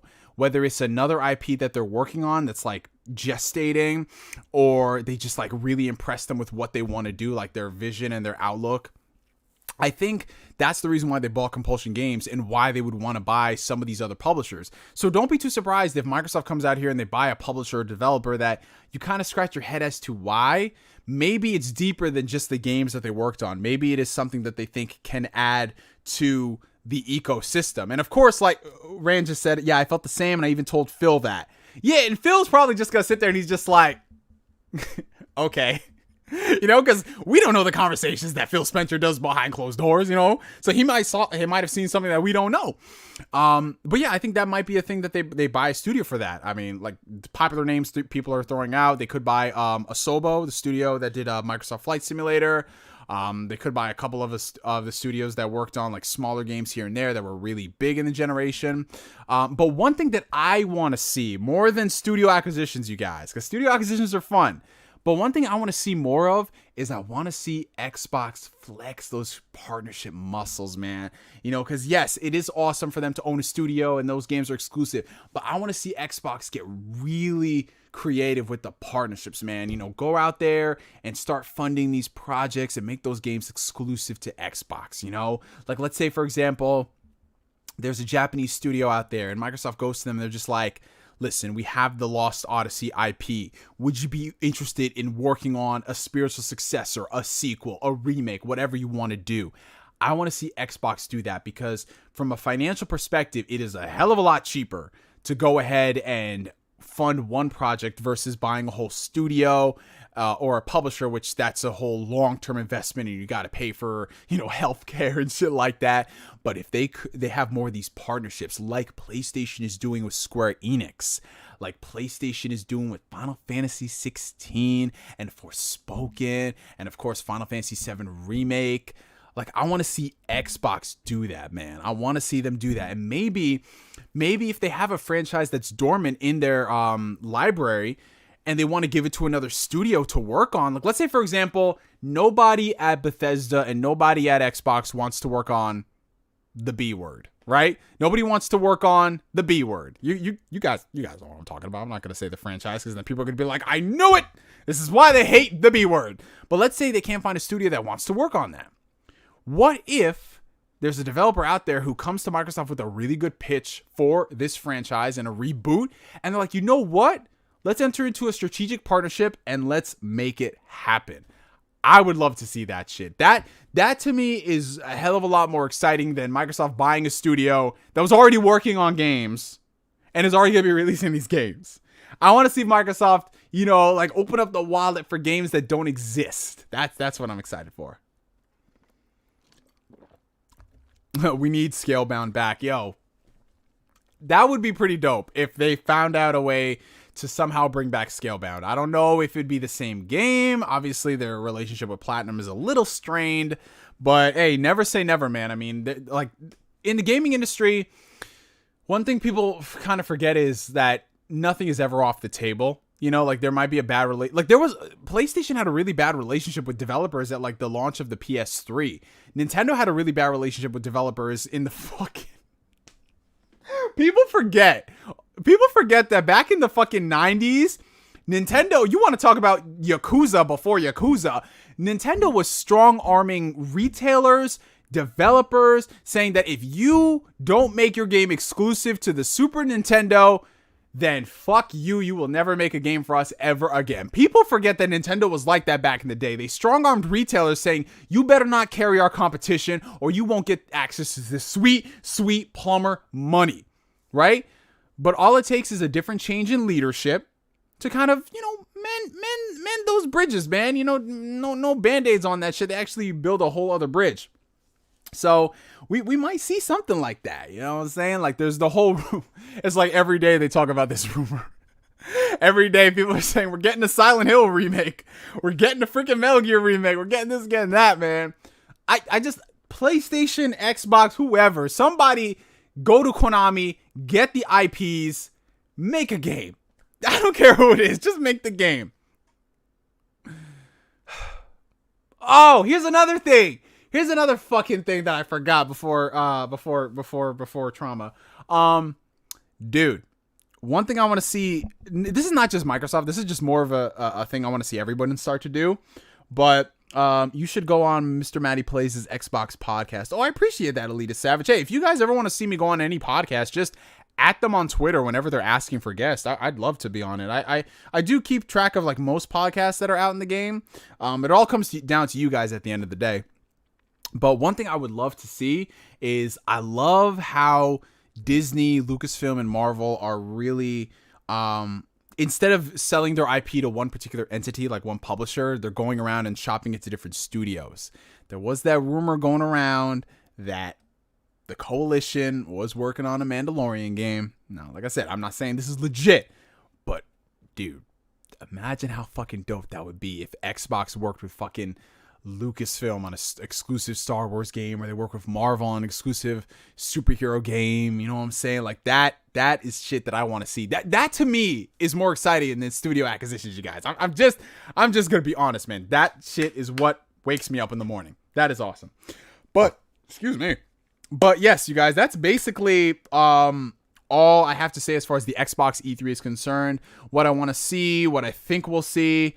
And I'm excited, man. I'm excited for this Sunday. I'm not gonna sit here and overhype myself, but you know, I'm a gamer, man. I want to be excited. I want to be excited about these things.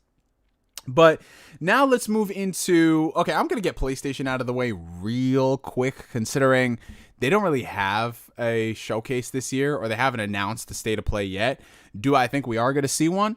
Most definitely. I mean, they had one last year for the PS5, so it seems about right. They are going to do it this year. I mean, they had what was really interesting is that they had the state of play dedicated to just Horizon exclusively, which leads me to believe that if they are having their own showcase, the fact that they didn't have Horizon there, it leads me to believe that it is going to be focused primarily on things like they'll have smaller games coming out this year, but things focused in the future, you know, because PlayStation has 25 games in development in their first party studios alone.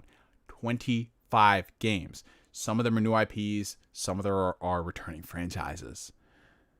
That is exciting. That is extremely exciting. But the thing about PlayStation is I don't really got to worry about them, because their output from 2016 onwards has been banger after banger after banger after banger after banger, man. Like the most lukewarm game that they've released, if we're talking their big shit, not stuff like Destruction All-Stars, we're talking their big shit was like Days Gone. You know what I'm saying? But other than that, First Horizon, Uncharted 4, we had freaking God of War, we had Spider-Man, you know, we had the Demon Souls remake, Spider-Man Miles Morales, Ratchet and Clank. Like PlayStation, I do not have to worry about when it comes down to these games. And like I said before, it might not be your own cup of tea on each individual games, but you cannot deny that they have games, they have output, man.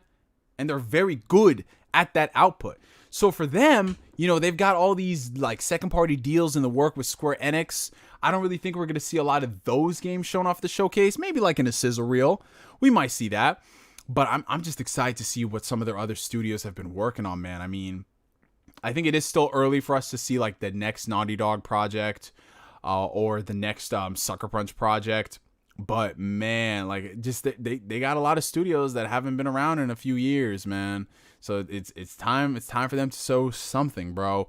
But that's just like I don't know, man. I want to get excited about the unknown, but at the same time, it's like, no, dial it back, Neo, dial it back. Like, they are not going to make Jak 4. They are not going to make Sly Cooper. They're not going to make Knack 3. Just dial it back, dial it down a little bit, bro. But, yeah, I would not be surprised if they show up there with, like, a legacy franchise, a returning franchise that hasn't been there in a hot minute. I was going to say maybe Resistance, but at this point, man, Insomniac, like, yo, they got 2 teams, and after they released Ratchet, I know one of those teams has already been working on Spider-Man. You know, Spider-Man is probably a 2023 game. But, dude, I wouldn't be surprised if one of those studios starts work on like a Resistance reboot or something. But then again, I don't know. Because if Ratchet Rift Apart, it's going to do very well. Maybe they might want to continue that and they give us more Ratchet games. You know, more Ratchet games as opposed to, you know, like once every like 5 years or so. Dude. Some people are saying Grand Theft Auto 6 at the PlayStation E3. I don't think so, man. Rockstar doesn't show up to E3. Like, the only time they've ever shown up to, like, an event was just, like, no, they haven't showed up to E3 in so many fucking years, dude. What's the last time Rockstar, like, they announced Agent. Agent. The last time I remember seeing Rockstar at E3 was when they showed off, Grand Theft Auto 4. I was like, what, like 2006 when they announced it? So I don't think they'll show off GTA 6. But then again, you never know. Oh, $20 super chat coming in from Gustavo Bravo. From what I played, Yakuza Like a Dragon is a riot. Just got off work. One more day to go. And what's your thoughts on Toy Story 4? Happy streaming. Won't be able to watch all of E3 because of work. By the way, Spectrum is a garbage. I assume he's at a garbage internet provider. And yeah, I've heard horror stories about Spectrum, my friend. But yeah, to answer your question, first off, Yakuza Like a Dragon is amazing, so good on you. But as far as Toy Story 4 is concerned, we're going to pivot a little bit during the C3 convo. You know, Toy Story 4, I really enjoyed it. I thought it was a very solid movie. But upon a few rewatches, I kind of questioned, like, what purpose did Toy Story 4 serve? You know, to me, it kind of felt like Toy Story 3 Redux, where it's like they told the same story, but through a different lens. So it's like, to me, Toy Story 3 was like the definitive end of the story, and then Toy Story 4 was sort of like an epilogue story, which is okay. Like, it was fine, but nothing about Toy Story 4 made me want to go back and rewatch it more than Toy Story 3. I felt like Toy Story 3 had a better balance of characters versus Toy Story 4, which was more of a personal story for Woody. But yeah, at the end of the day, it's still a solid Pixar movie. You know, it's not bad in any way. It's like one of those things where it's like, yeah, you know, cool. It is what it is. You know what I'm saying? It is what it is. I mean, you know the reason why they made that. Because Toy Story 3 made $1 billion. But anyways, someone said Rockstar needs Max Payne 4. Last time they were at E3 was Max Payne 3 in 2012. Were they at E3 back then? Shit, I don't even know, man. That's just how Rockstar they just do shit on their own terms, man. They just be chilling. Straight chilling. But yeah, back on point with PlayStation, like, I'm excited to see what they got to show off, because they are very secretive about things. You know, we really don't know what they've been working on for the longest time. People have been going with this whole Konami partnership thing. Maybe we'll see that, but again, I'm not holding my breath as far as that's concerned. But PlayStation, you know, their output has been great. If they just keep to the status quo, I will be excited. Now, moving into Nintendo. Oh boy.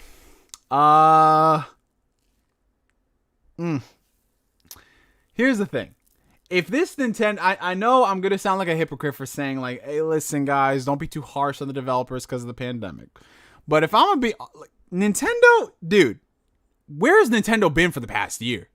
Like, am I the only person who hasn't really turned on their Switch that much? And mind you, you guys know I stand the Switch. I love the Switch. But in this past year, I have turned on my Switch maybe 5 times. And that's only been to play Hades. That's it. Like, I was looking at Nintendo's output, and after Animal Crossing, there was not really anything that I'm just like, yeah, the Switch. Like, I have Xenoblade Chronicles Definitive Edition. Great game, but I played that game 10 years ago. And then you had a lukewarm Paper Mario game. And then, like, what else? What else? Small shit here and there. Pokemon Snap. Really? Really? Pokemon Snap. Really? And now people are saying Mario Golf. Really? Look, listen, those games are cool, but those are like filler titles in between. Like, where's the heavy hitting shit, bro? And we haven't gotten heavy hitting shit from Nintendo in a hot minute. So what I want to see is a reason to turn on my damn Switch, bro. Like, I know people will say, but what about Monster Hunter Rise? Yes, that's an amazing game, but I'm not in a Monster Hunter mood right now. Like, I can recognize that's a great game that they have, but listen, Monster Hunter World also exists. And if I want to play Monster Hunter, I can play that. But where's like that, like the games that I can only get when I go to Nintendo? I have not gotten that, man. So I want to see Nintendo come out with like 40 different reasons why I need to turn on my Switch. They have a lot of games that have been in development for years. Breath of the Wild 2, Metroid Prime 4, Bayonetta 3. It's time. It is time, man. Some of these games have been announced for years. And it's like, where are they at, though? Where are they at, though? Like, everyone used to say that, oh, Nintendo is the company that announces games, and then they're out in, like, 6 minutes. Where are they at, though? Where are they at, though? Age of Calamity. You see, here's the thing. I want to play Age of Calamity, but not at that frame rate, dude. I can't play a game at that frame rate. I'm sorry. I'm sorry. But the biggest thing that we're probably going to see shown off at E3, and if not E3, then definitely within the next couple weeks, the new Switch revision, right? Dubbed the Switch Pro. Here's the thing. I already know I'm going to get one. I already know I'm going to get that Switch Pro day one because I love the Switch. And if you give me a more powerful Switch that is portable, oh my God, I'm going to go insane. Batshit insane. But one thing I want to see that Switch Pro do is if that Switch Pro comes out and it can retroactively boost the frame rate and the performance of older games, like the resolution and everything, dude, I'm diving back in for another playthrough of Xenoblade Chronicles 2, man. Because if they can go ahead and use that new technology, the DLSS, whatever they got to do, and they can fix those games, or maybe the developers go back in and they patch them, bro, I am all down for that. Because I love the Switch, but the Switch is showing its age. It's been showing its age for the past couple of years, man. Like Fire Emblem Three Houses came out, amazing game, one of my favorites. Man, sometimes that game is hard to look at. Oh, Jesus. So that Switch Pro, man, I need that shit. If it can do what it says and it fixes them games, I'm there. I mean, I'm already there day one, but I want to be excited about Nintendo, man. I haven't been excited about Nintendo in well over a year, bro. And it's fun to play games like Hades in my bed. It's fun to play, the Famicom Detective Club. But I want more shit, bro. I want more shit. Like before, it used to be like, oh, this game is on PS4 and Switch. I'm definitely getting it on Switch. But now, I'm just like, fuck it, bro. I'll get it on my PlayStation. I have trophies. It runs better. And it's like, what the fuck's the fucking difference? You know what I'm saying? At least back then, the portability aspect was great. But as the time progresses with development, man, I don't know. I can't sacrifice those 60 frames like I used to, bro. Especially if that 30 frames ain't stable. So I want to see that Switch Pro. I want to see better frame rates. I want to see better performance. And I want to see games that'll make me turn on the system, man. That's what I want to see. But Nintendo is always good as far as like indies and working with like certain Japanese studios to get games on Switch. Like that's cool. But man, I need more. They've been chilling, man. They've been coasting on by, bro. Come on, bro. It's Nintendo. They're not going to miss out on a chance to resell you your games. Oh, please don't. Don't tell me they're going to sell me Xenoblade Chronicles 2 Enhanced Edition. Oh, Lord. Let's not will this into the universe, guys. Let's not do this. Oh, God. Okay. Anyways, moving into some of the other publishers, right? Now, here's where it's kind of spotty. Some publishers have been very forward, no pun intended, like Ubisoft, and they've come out and said that certain games won't be shown off at the showcases, which I can respect. It puts things into like proper perspective for people. That's fine. But one company I am very excited to see is Square Enix. Now, as you guys know, Square Enix and I have a very strained relationship. Anybody that follows the channel will know my chronicle with that. But one thing that I'm very, very upfront about is I give credit where credit is due. And I've been seeing a lot of these Japanese companies make really good strides, right? Capcom, oh my God, Resident Evil 7, Resident Evil Village, Resident Evil 2 Remake, Resident Evil 3. They've been porting all their older games, Monster Hunter World, Monster Hunter Rise. Like, I love that shit. And Square Enix has been doing great too, right? Now, I might not have been the biggest fan of Kingdom Hearts 3. I have a lot of problems with that game. But you know what? That game came out in a better state than their last big project, which was Final Fantasy 15. Dragon Quest 11. Fantastic game. And now we have Neo, The World Ends With You coming out, which the previews are looking pretty strong. Octopath Traveler was solid. We got Project Triangle Strategies looking dope. Then we have games like Final Fantasy VII Remake, which comes out and it's pretty good for the most part. Some issues. Final Fantasy 16. Forspoken. Now, I don't know if Square has come out and said that we're not going to see those games at the show. One of you guys in the comment section will probably catch me up to speed. But, bro, if they go ahead and show off that Final Fantasy 16, that might be my game of the show, guys. I'm just going to be honest. I have not been this excited for a Final Fantasy game since Versus 13 got announced in 2006. And we all know how that ended up. But I have faith in 16. Just looking at the talent that's on board and looking at how they revealed the game with gameplay. I don't think it's going to hit this year, but it's definitely coming out in the next year, man. And that game, if they show that off at the event, I am excited. If they show off more Forspoken, I am excited. But, bro, I need to see Square Enix show up with some stuff, some heat, bro. Because they got a good streak going, man. They've got a good streak going. They've been putting out some things. Some things better than others. I mean, their Western division really hasn't been that great. I mean, looking at what they did to Deus Ex, that series is basically on ice. The last Tomb Raider game, I heard was okay. But for that franchise, you can't just have an okay game. You got to have a quality game. And apparently it wasn't that. I'll get around to it eventually, but I have no real desire to play it, which I guess is a commentary on the game itself. Avengers. Everybody, all 160 people watching, press F in the chat for that game. Because that shit right there, oh man. We're coming up on 9 months in that game. But, apparently, that is not the only Marvel game in development over at Square Enix HQ, man. Apparently, we have a Guardians of the Galaxy. Well, this is the thing. This thing was leaked a few years ago, but no one fucking believed it.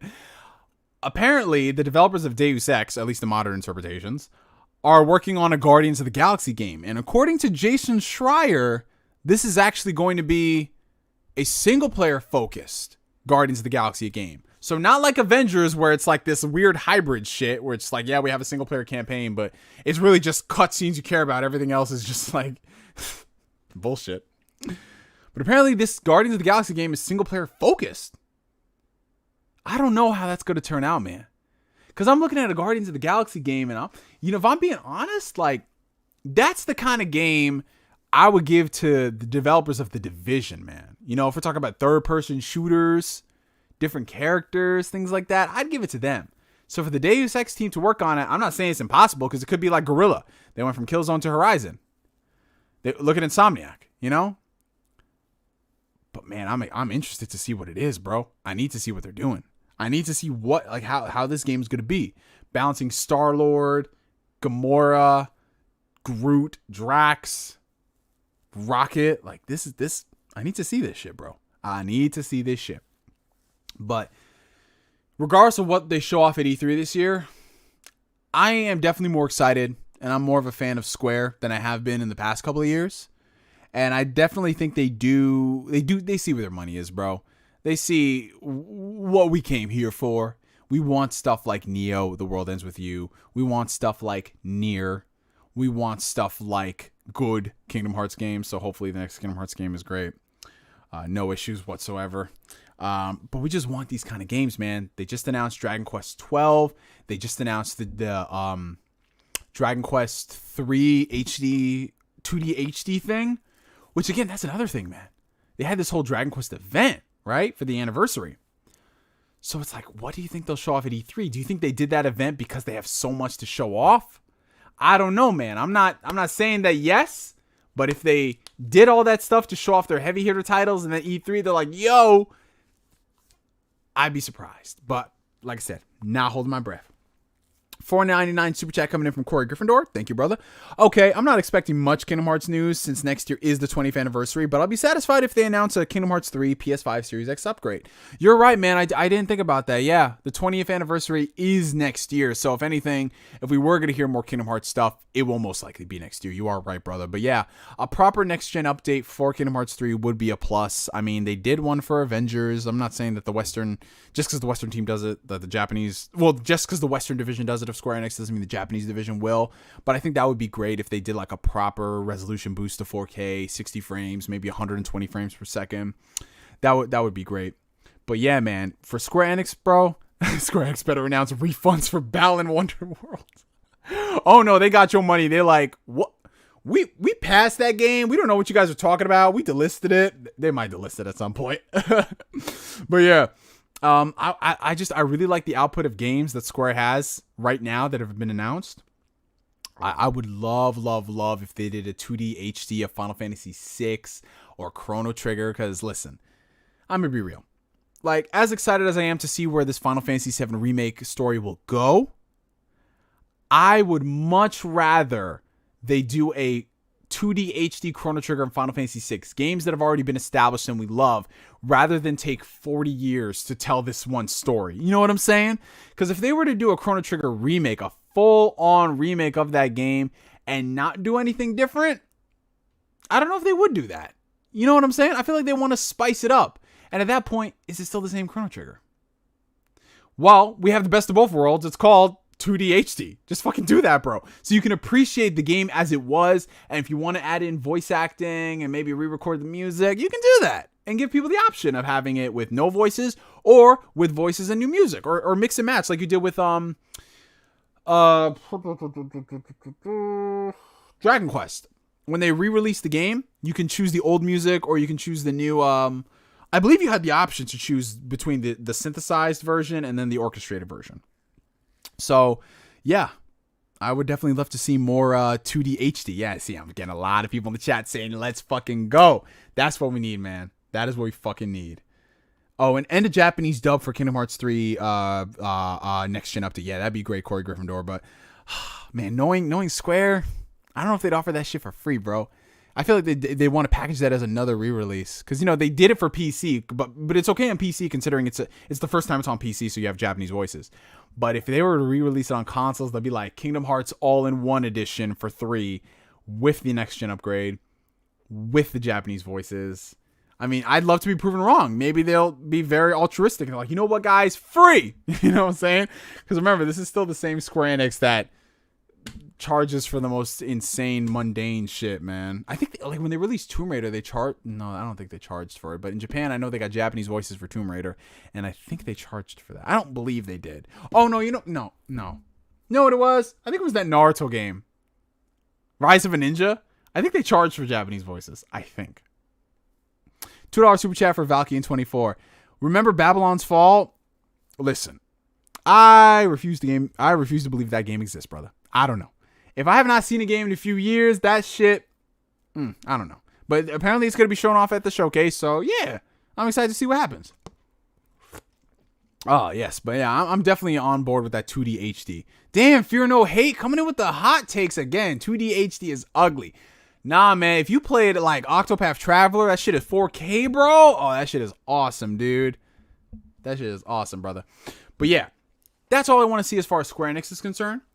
Now, looking at other publishers, I mean, if I'm being honest, you guys, with the exception of Capcom, all the other publishers like EA, Ubisoft, Take-Two, like Warner Brothers, I don't get that excited about them. You know what I'm saying? Like Bandai Namco, I guess, would follow Capcom. And what I've wanted from Bandai Namco is the same thing I've wanted for the past couple of years. I want to see more ports of older Tales games. A lot of Tales games are unfortunately stuck on older hardware. You know what I'm saying? Like Tales of the Abyss, for example, is stuck on the PS2 and the 3DS. Fucking Grace's F, the Exilia games, those are stuck on the PS3. I would love to see them port more Tales games. Release them everywhere if you want them to. I mean, people buy Tales games, you know what I'm saying? Like they released Berseria on PC, they released Zestiria, they released Vesperia Definitive. Like there is a market for these games. So I think if Bandai Namco, if there's one thing I want more than anything, outside of seeing more Tales of Arise gameplay, is just more ports for Tales games, bro. Maybe they'll show off Elden Ring. But yeah, I would definitely want to see more of that. Oh, speaking of Bandai Namco, we might as well, and thank you, Corey Gryffindor, you brought this up. Thoughts on the My Hero Academia Fighters rumor. So for those who, okay, we're going to get into the anime territory right now. For those who are unfamiliar, there is a developer in the fighting game scene known as Arc System Works. They worked on the Guilty Gear games. They worked on Blaze Blue. But more recently, they're known for making the incredible Dragon Ball Fighters. That game has been going on for the past 3 years now. And it's just killing this shit with all the DLC characters and everything. And since then, a lot of people, well, anime fans in general have always wanted more high-profile studios to work on the IPs. Because unfortunately, for those who don't follow anime games are... You know the movie license games that we used to get back in the day? How some were good, but a lot of them were pretty trashy?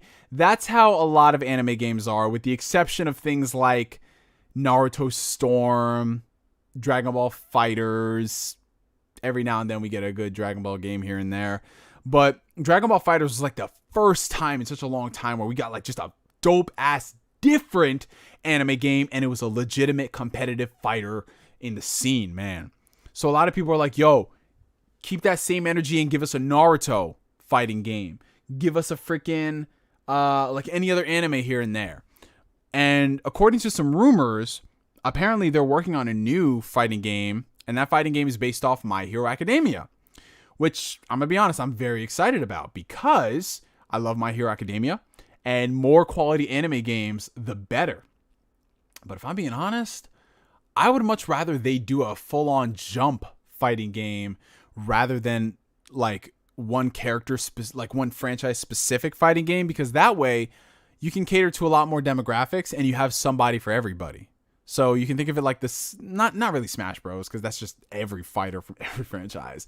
But yeah, you can have like your Dragon Ball characters in there. You can also have your like fucking My Hero Academia. You can have just random, so many different fighters here and there, bro. You can have One Piece in the mix. You can have Naruto.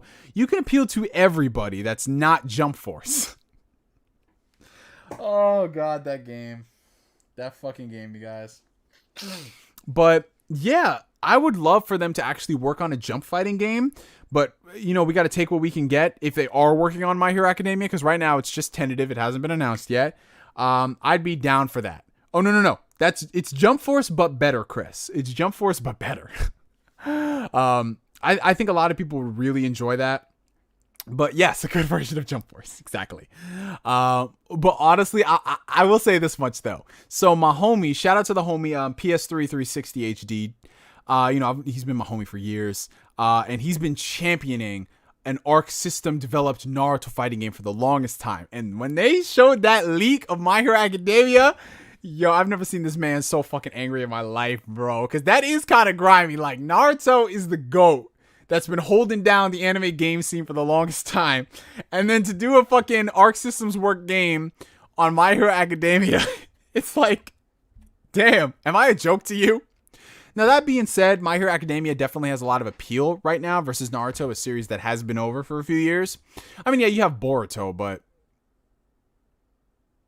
does anybody really count Boruto like that?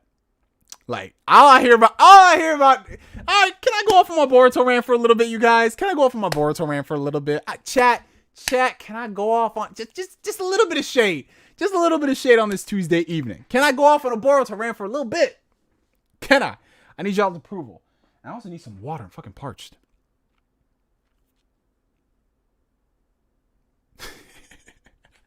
Simply banter. Oh no. Yeah, we about to go off on this Boruto, man. All right, we speaking specifically on the Boruto anime. I ain't talking about the manga. So manga only peeps, y'all chill. And yes, there is actually a difference between Boruto anime and Boruto manga. But all I've had to hear for the past how long Boruto's been running, like 40,000 years at this point. All I had to hear from the Boruto fandom from 40,000 years is that, yo, Boruto is hitting right now. Every single time I go and I check out what's happening in the Boruto anime, these niggas gas it up and it never lives up to the hype, right? We're coming off of Naruto, the GOAT series Naruto, for all its faults, right? And people gassing up Boruto like, stop it. Stop with this. Stop it, man. Now, manga, different conversation. I have not read all of the Boruto manga, but if y'all say that shit is good, I know Kishimoto came on board with that shit, okay, I'll give it a fair shake. But this Boruto anime has been some fuck shit since inception. Every now and then they do some cool things, but listen, just because they sprinkle a few things on a turd, let me not raise my blood sugar. Anyways. But that is mad grimy though. And Simply Banter said they don't want to touch Boruto, fam. That's true, bro. That's true. But yo, that is mad grimy. But if anything, I feel like, you know, with the hype of My Hero Academia right now, it's going pretty strong. They got the new movie coming out and they announced a legitimate fighting game. I can see that. I can see that playing out in the cards, man. Because My Hero Academia, like, it's had like One's Justice, which is a 3D arena brawler. But yeah, it hasn't had a legitimate game. Dragon Ball's had legitimate games. Naruto has had legitimate games. And next to that, I think My Hero Academia is the biggest one. But yeah, there's that. Oh, and then we also got that Demon Slayer game coming out too. But I mean, we've known about that for a long ass time. But yeah, JoJo. Yeah, why not JoJo? Listen, JoJo is like that pipe dream. Like JoJo is like that series. I I describe JoJo to my sister like this. JoJo is that series that is just always in the back. It's towering over everybody with its popularity, but nobody wants to touch it.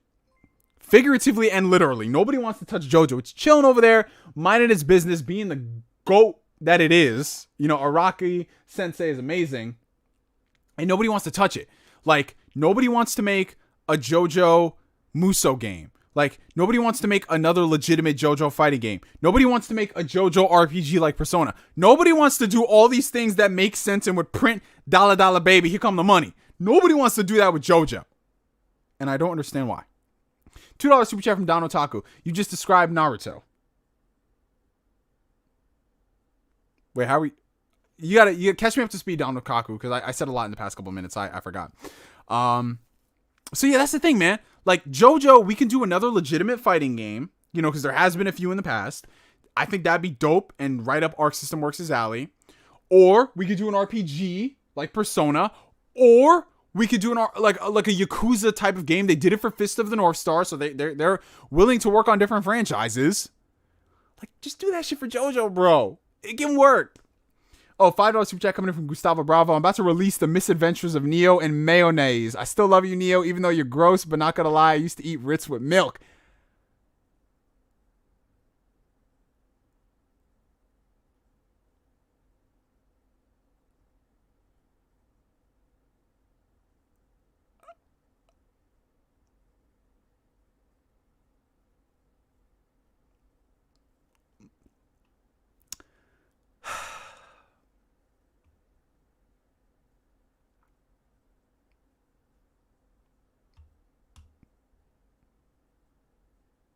Was there cheese on the crackers too? Oh, why am I even asking that question? Oh God. Oh God. Oh God. Gustavo Bravo. Wow. I know we all sharing today, but damn, bro. Oh, Jesus. Jesus. Oh. I need a moment. I'm picturing Gustavo Bravo posted up at the kitchen counter.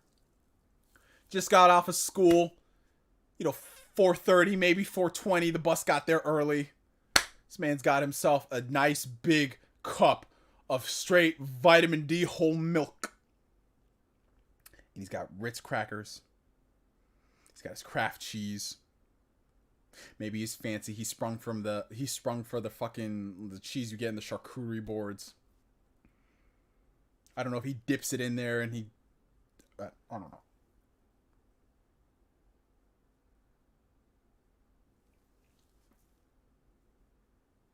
Listen, I know we all have our vices, but damn. Oh, Jesus. Mayo on fries sounds like welfare food.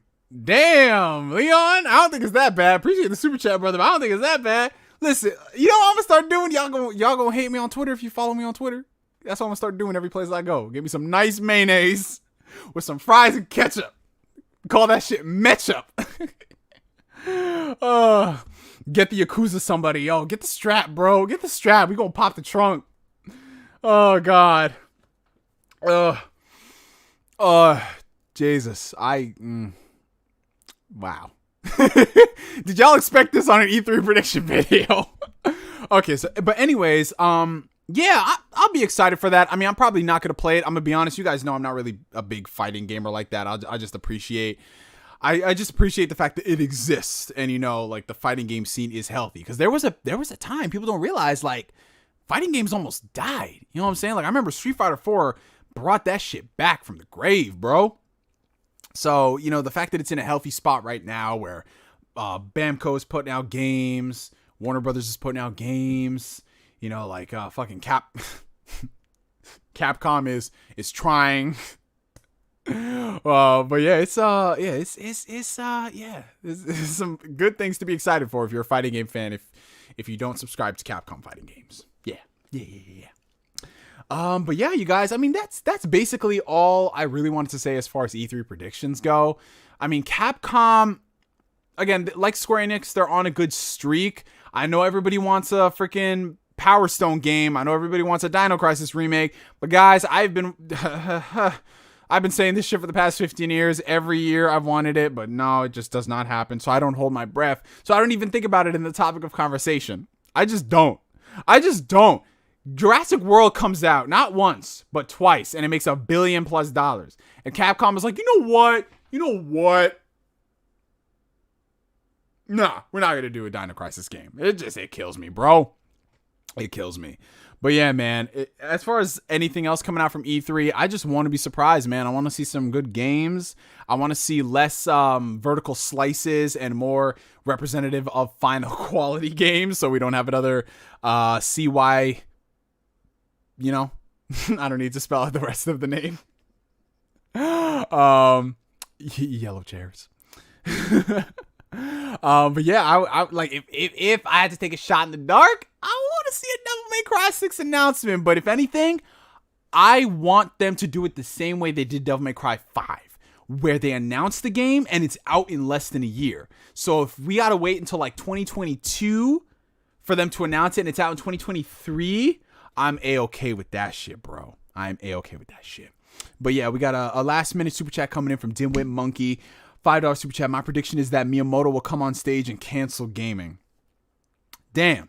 You know, leave it to Nintendo. The Godfathers of gaming to come ahead and just cancel that shit. That's it. Gaming is dead. This is what y'all get for asking us, when's the next Smash character? I guarantee you, Miyamoto will be like, I don't even work on this game, but you niggas is out of line. That's it. No games for anybody. Fuck a Switch Pro. I can totally see that shit. Oh man, but yo, that's all I basically gotta say for today, you guys. Yo, first things I want to say is thank you so much from the bottom of my heart for all of you guys for coming through to this stream. You guys are the fucking best. Thank you guys so much for all the super chat donations.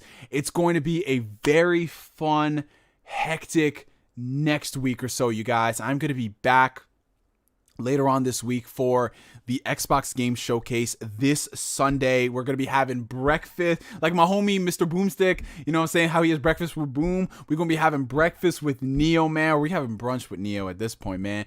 We're going to get on here like a good 45 minutes before the show starts. We're going to have a laugh. We're going to have fun, and then we're going to watch this Xbox Bethesda Showcase. I'm also going to be streaming the Nintendo Direct, in addition to the Square Enix event, the Capcom event, and the Bandai Namco event. So all of those events, I'm going to go ahead and, you know, I'll set up the schedules in the coming days so you guys know exactly when we're going to go live. For the Xbox one, we're going to go live 45 minutes prior to the show. For the Nintendo one, probably same thing, half an hour beforehand. Square Enix and the other companies, most likely like 15, 20 minutes. Nothing too crazy. Oh, we have a last minute super chat coming in from the homie Ichor. Sorry if I mispronounced your name, bro.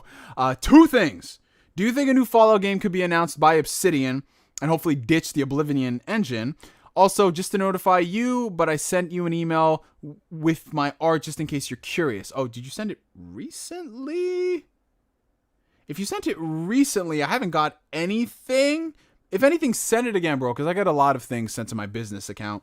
But yeah, so I was talking about that earlier with the whole like cross DNA thing going on at Xbox.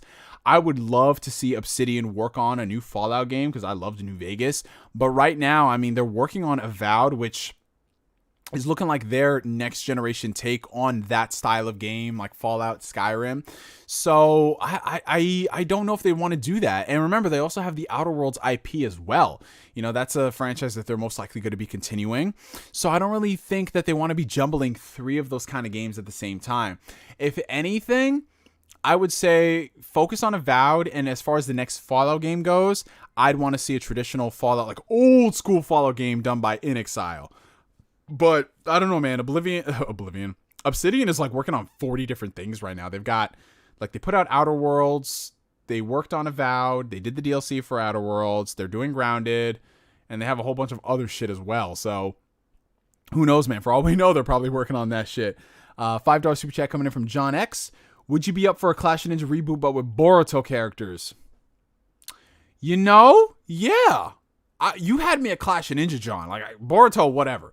But if you give me another Clash of Ninja game, dude, I am all over that shit. Like, we've been preaching to the gospel for a Clash of Ninja Revolution 4, a Clash of Ninja HD. Dude, at this point, I would take a fucking Clash of Ninja Revolution 3 HD remaster. I don't even give a fuck if that shit got online, bro. Just give me that shit.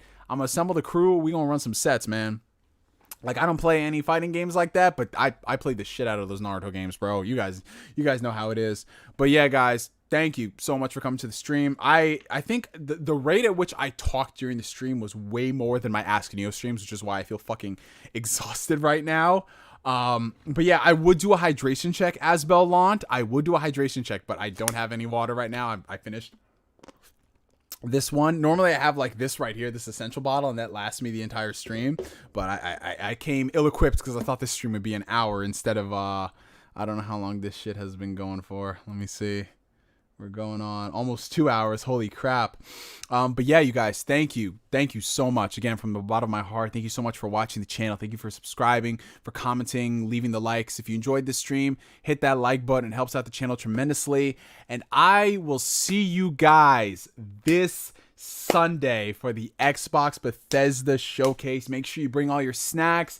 Make sure you bring all your drinks. We are going to have fun. And even if it is not a fun showcase, you guys, we gonna be rocking out with each other. And you know what? That's all that matters at the end of the day, you guys. Just all of us hanging out and just celebrating this amazing medium that is gaming. I mean, hey, listen, that's what brought all of us together, man. That's why all of us are fucking here doing this shit where we could just talk about fucking mayonnaise trauma and Gustavo Bravo.